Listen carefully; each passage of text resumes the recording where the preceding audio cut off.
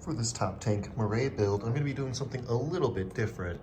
I'm going to be using a Tomos A35 top end off a Tomos TX50 dirt bike and a Puch Maxi high torque head, pairing that with a VM18 Carb and a MLM treats reed intake.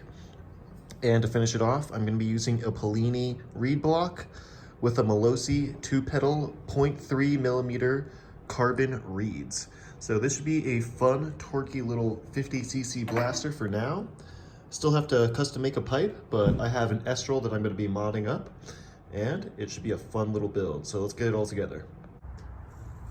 Now that we have everything mounted up, it was easier to get an idea of how to modify this Estoril pipe. I wanted to create a straight pipe out of it. I don't really like the wraparound kind of look, and this was actually an end bleed. So it had two different little ports for the exhaust. Ended up cutting and rotating 5 different little sections, and we now have a straight pipe that fits an E50 with an A35 cylinder, which has an angle port, slightly different to a Magnum. But got this all welded up. Now just got to put it on and see how it sounds.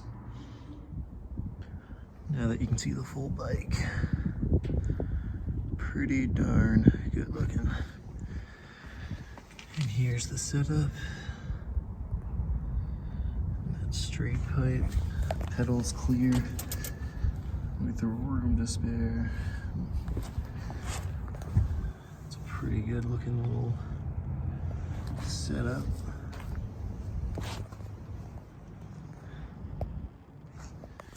And then for the tank, just got a general 5-star tank. It is an original tank, and I believe an original petcock. This is the one that came with it. It was seized up, but with a bit of work, we were able to get it to function again. I did go ahead and get this headlight wired up, so that is working as well. And this general gas tank came with an original key, which is awesome. So, cool little perk there. I wasn't too happy with these little ears, so ended up going out and grabbing some new metal. Ended up just taking a 1x1, cutting it in half to get some C-channel, and then just notched it. Here we go. Here's one. Boom. So it's not perfect up there. It's got a much lower profile, which is awesome. So not sure exactly on what seat I'm gonna get yet, so that's why I haven't tacked these on. But you can see what I'm going for. Nice and low kind of profile. But that's where we are with this Murray build. Before we start any real tuning, I want to check the timing on this bike, and to do that, we're going to take a flathead screwdriver and remove these 2 flathead screws, one in this top corner and one in this bottom corner. Once those 2 screws are removed, this flywheel cover will pop right off, and we'll have access to the flywheel and access to the points. I'm going to be setting the point gap and timing the bike. Those are very easy things to do. All you needed are a couple simple tools, which is a piston stop here, feeler gauge, and a flexible metric ruler. Also, I'm going to be using a thin Sharpie to help get some lines and some reference points. But other than that, let's pop off this cover and see what timing we're dealing with. Now that we have the flywheel cover removed, it's easier to see what we're dealing with. It looks like someone has changed the timing on this bike already and set it to full advanced, but I believe that's a little bit too aggressive. I'm going to be putting in a piston stop and checking out where top dead center is and seeing exactly where this timing is set at. Once we have a reference there, we'll either dial it back or leave it as it is. To use one of these spark plug stops, it's pretty easy. You just loosen the spark plug, remove it. Once it's removed, we're going to set it onto the side and take our piston stop, which is like a spark plug, just solid. Take it and we're going to put it back in. We're going to thread it in. Only a few threads, and it should make it stop. And once you have it stop, you make a mark on the actual case, make a mark on the flywheel, and then go the other way until it stops and mark it again. Let's do that really quick and see where we're at. All right, to start, I'm gonna clean off the case, make sure it's not too oily. I'm gonna be making a reference mark, just a straight line. So now that we have a reference mark on here, let's see if we can get it to focus. I'm gonna be make sure the flywheel is all the way to one side on the piston stop. We're gonna be making a mark. Try to do it as accurately as possible. See, we got that mark, and then we're gonna go all the way to the other side.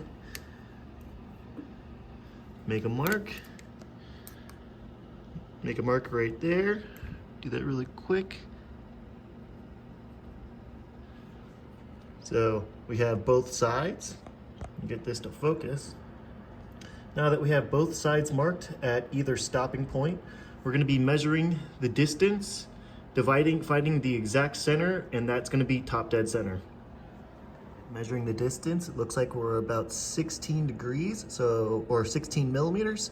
So I'm gonna measure out to 8 millimeters from the first point going down. I'm gonna be measuring 8 millimeters, and that's gonna be top dead center. All right, now that we have found top dead center, I'm going to be measuring out 17 millimeters, and that will be leaving me at 17 degrees. I'm gonna be leaving a mark, and that's where I would like the points to start opening at. So I'm gonna be measuring out to 17. I'll make a mark and leave the number 17, and that's gonna be standing for 17 degrees. Now that we have our top dead center and our 17 degrees advanced mark set, we're gonna be going over here to the points and be measuring out exactly where these points right here open up. So you can kind of dial it in and wait till you kind of get right where they're just about to open. It's much easier to see in person than it is on camera, but we can see it's about right here. And with that, it looks like timing is closer to like 20 degrees, if not 21 degrees. So we're gonna dial back the timing until it's at about 17, and we should be good there. Since the timing is currently too far advanced, I'm going to need to change the timing by moving the stator. And to do that, I'm gonna be loosening this flathead as well as this flathead screw, and actually turning the stator part behind this flywheel, turning it back. This is going to retard the timing ever so slightly and get it closer to that 17 degrees mark that I'm aiming for. So, like I said, just need to loosen down here and up here, twist the stator back ever so slightly, tighten them back up, and check the timing again. And keep doing that until it's right at 17 degrees. It took a little bit of fine tuning, but we were able to dial in the timing and get it set right at 17 degrees. So we'll tighten everything up, put this back together, and know that the timing is correct. And then we can start tuning this carburetor. Now that we have the flywheel cover replaced, let's get the spark plug plugged back in and maybe start it up for the first time and see if we can start dialing in the idle and everything. Now that we got everything put back together, let's see if we can get this started up for the first time.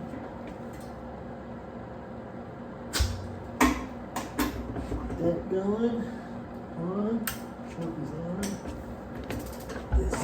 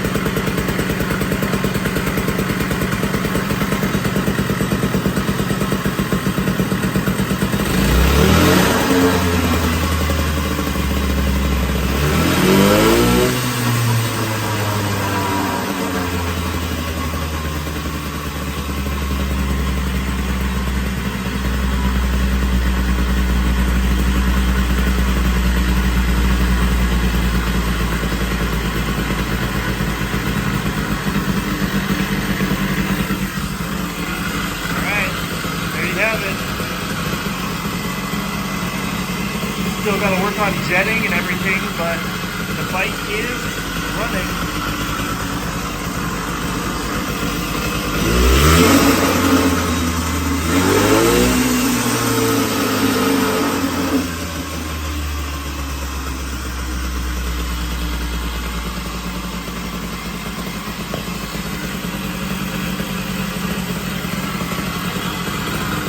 Pretty fucking sweet. And the engine is super cold. It's currently -7 degrees outside, so it's probably gonna take a little while to warm up. Alright, now that the bike is warmed up a little bit,